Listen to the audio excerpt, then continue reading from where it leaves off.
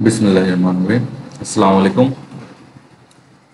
আজকে আমরা Microsoft এক্সেলের formula tab নিয়ে আলোচনা করব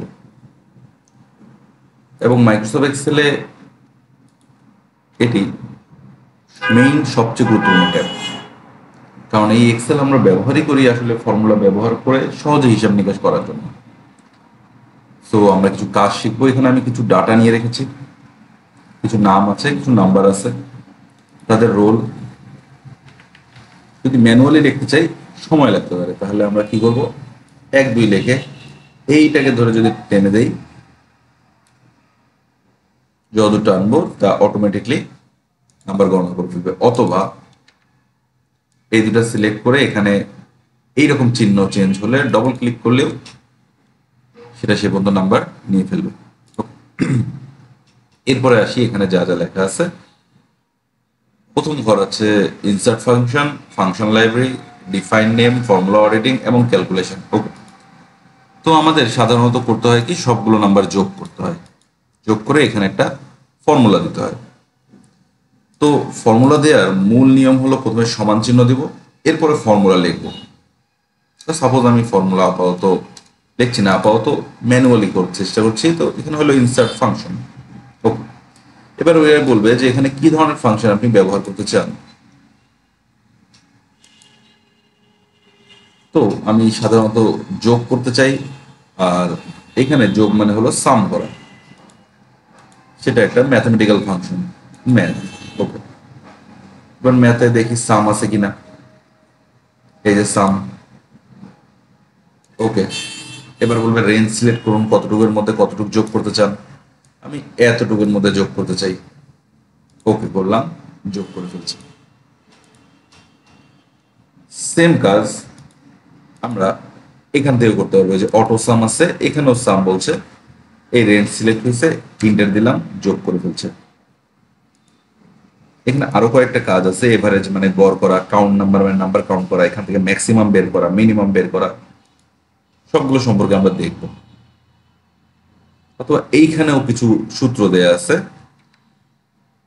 এইখানে ঘরে যে ঘরে আমি উত্তরটা চাচ্ছি সেই ঘরে রেখে এইখান থেকে আমি, যেমন এটা ম্যাথ এবং ট্রিগোনোমেট্রির সূত্র, এখানে এখানে financial, logical, text, date and time, lookup and reference, math and trigonometry, আরো অনেক ধরনের statistical, engineering, cube, information, compatibility, web, বিভিন্ন ধরনের সূত্র আছে।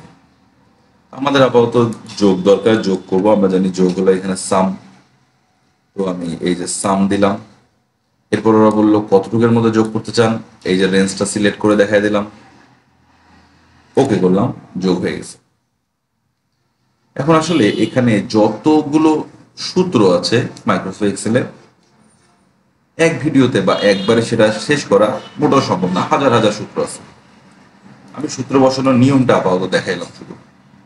আমরা একইভাবে গুণও করতে পারি, গুণের সূত্রও আছে, বিভিন্ন কাজ করতে পারি আমরা, সেটা এরপরে আরেকটা ভিডিওতে, যেখানে আমি রেজাল্ট তৈরি করে দেখাবো, সেখানে আমাদের সাধারণভাবে ব্যবহৃত সকল সূত্র আমি ব্যবহার করা শেখাবো সেখানে। এখানে আপাতত আমরা কিভাবে একটা সূত্রকে অ্যাপ্লাই করব সেটা দেখলাম। এবার ম্যানুয়ালি অ্যাপ্লাই করতে হলে আমাদের লিখতে হবে সমান চিহ্ন দিতে হবে, আগে লিখতে হবে SUM, অর্থাৎ সেই সূত্রটার নাম, ব্র্যাকেট, আবার ওই রেঞ্জ সিলেক্ট করব, ব্র্যাকেট ক্লোজ করে এন্টার করব, আমাদের যোগফল বেরিয়ে আসছে।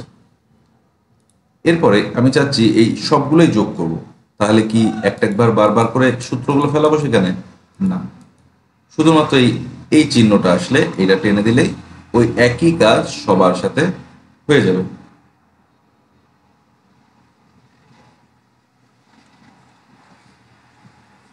এই হলো মূলত আমাদের ফাংশনের কাজ। আমরা যখন এক এক করে ফাংশনগুলো সম্পর্কে জানবো, সেই ফাংশনগুলো তখন আমরা ব্যবহার করতে পারবো। আবারও বলছি, আমি পরের একটা ভিডিওতে যেখানে রেজাল্ট বানাবো, সেখানে মোটামুটি সকল সূত্র যা আমরা সাধারণভাবে ব্যবহার করে থাকি সেগুলো সম্পর্কে আলোচনা করব। এখন আমরা পরের ঘরে আছি, ডিফাইন নেম, নেম ডিফাইন করা। অর্থাৎ আমি যদি এখানে কোনো একটা কিছুকে নির্দিষ্ট একটা নাম দিতে চাই, সেই কাজটা আমরা এই ঘরে করতে পারি। যেমন আমি চাচ্ছি এই মার্কগুলোকে একটা নাম দিতে, এই নাম অলরেডি চলে আসছে, ডিফাইন নেম, আমি ওকে করে রাখলাম। এখন নেম ম্যানেজারে যাই আমি ওটা দেখতে পারবো, এবং ওখানে ক্লিক করলে আমাকে ওই জায়গাটায় আমাকে নিয়ে যাবে যে এখানে কোথা থেকে নামটা সিলেক্ট করছি। অথবা আমি যদি এই কাজটা এমন করতে চাই যে সমান SUM কার ওই যে নাম লিখেছি তার আমি সাম বের করতে চাই, তাহলে সামটা যে কোনো জায়গায় সেটা বের করে দেবে। এটাই মূলত ডিফাইন নেমের কাজ। এখানে পরে ইউজিং ফর্মুলা দিয়েছে যে এখানে কোন ফর্মুলাটা ব্যবহার করা হয়েছে, এই সবগুলো যোগ। আবার নেম ম্যানেজারে গেলে আমি যদি নামগুলো সিলেক্ট করে থাকি বা আরো কোনো নাম করে থাকি সেটাও এখানে শো করবে। আমি এখান থেকে সেটা আবার ডিলিটও করতে পারবো, কারণ একই নাম বারবার ব্যবহার করা যায় না, ফলে নাম রাখার সময় আমাদেরকে এটা চেক করতে হবে। এবার ক্রিয়েট ফ্রম সেকশন। আচ্ছা, আমি যদি একটা সেকশন এখানে সিলেক্ট করি এবং এখানে ক্রিয়েট ফ্রম সেকশন দেই, তো এখানে বিভিন্ন জিনিস অনুযায়ী সেটাকে আমি নির্দিষ্ট করতে পারবো, top row, left column, bottom row. আচ্ছা, আমি টপ রো হিসেবে রেখে ওকে করলাম। এখন আমি যদি এখানে নেম ম্যানেজারে যাই, দেখাচ্ছে টপ রোতে যে নামগুলো আছে প্রত্যেকের জন্য এখানে হিসাব দেওয়া আছে। এবং আমি যদি কোনো জায়গায় যাই এই কাজটা করতে চাই, সমান SUM, যেহেতু রো সিলেক্ট করছিলাম রো এর একটা নাম দিলাম ম্যাথ, সাম করতে চাই এই জন্য প্রথমে সাম লিখলাম। আচ্ছা, আমি সেখান থেকে ম্যাক্সিমাম বের করতে চাই, MAX, কি নাম দিচ্ছি, ম্যাথ। এই যে ম্যাথে সবচেয়ে হাইয়েস্ট পাইছে 67। অর্থাৎ একটা নাম ডিফাইন করে একই জিনিস আমি যে কোনো জায়গায় ইউজ করতে পারবো, সেটাই মূলত এই ডিফাইন নেমের কাজ। আবার নেম ম্যানেজারে গেলে আমি দেখতেও পারবো সেটা, এবং সেখান থেকে সেটা ডিলিটও করে দিতে পারবো। এটাই হলো মূলত ডিফাইন নেমের কাজ। এরপর আসছে ফর্মুলা অডিটিং। অর্থাৎ আমি জানতে চাচ্ছি এখানে ফর্মুলাগুলো কই থেকে আসছে, কিভাবে ব্যবহার হয়েছে, কি সাপেক্ষে ব্যবহার হয়েছে, সেটা ব্যবহার করার কাজ হলো এটা। যেমন আমি এখানে রাখলাম এবং প্রেস প্রেসিডেন্ট দিলাম, এ দেখাই দিল যে এই সবগুলো যোগ করে এই মানটা সে পেয়েছে। রিমুভ অ্যারো করলে আবার অ্যারোটা চলে যাবে। আবার মনে করে আমি এখানে রাখলাম এবং প্রেস ডিপেন্ডেন্ট দিলাম, তখন বললো যে ওই মানের একটা অংশ এর মধ্যে আছে, অ্যারো দিয়ে দেখা দিচ্ছে। রিমুভ অ্যারো করলে আবার সেটা চলে যাবে। আবার এখানে আরেকটা আছে শো ফর্মুলা। শো ফর্মুলায় গেলে ওই এক্সেল শিটে কি কি ফর্মুলা ব্যবহার হয়েছে সবগুলোর একটা সামারি সেখানে তুলে ধরবে, আবার টিপ দিলে চলে যাবে। এরপরে আছে ইরর চেকিং। ইরর চেকিং অর্থাৎ কোনো সমস্যা আছে কিনা, এখানে কোনো সূত্র ভুল হয়েছে কিনা। যেমন আমি এখানে যদি সাম না লিখে SU লিখে ছেড়ে দেই, কোনো উত্তর আসবে না। তখন ইরর চেকিং এ গেলে ওরা বলবে যে এখানে SU লেখা ভুল হয়েছে। তাহলে কি স্টেপ নেওয়া যায়, ইভালুয়েট করে দেখি।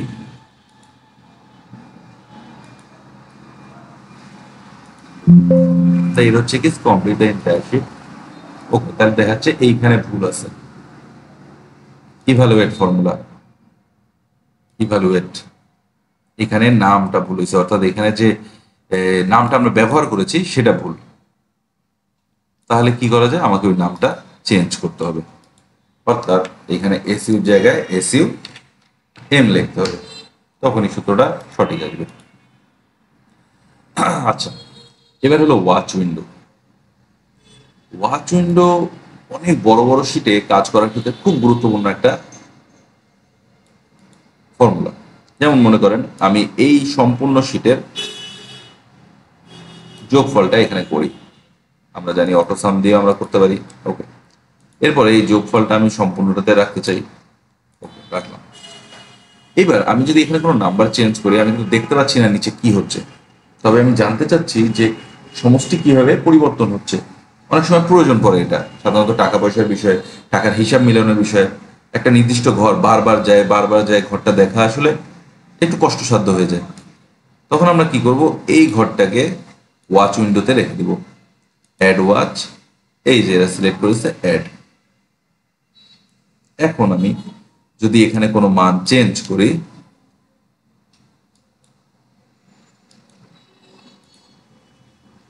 আবার দেখাই, সিলেক্ট করব ওয়াচ উইন্ডো, এখানে একটা উইন্ডো চলে আসছে।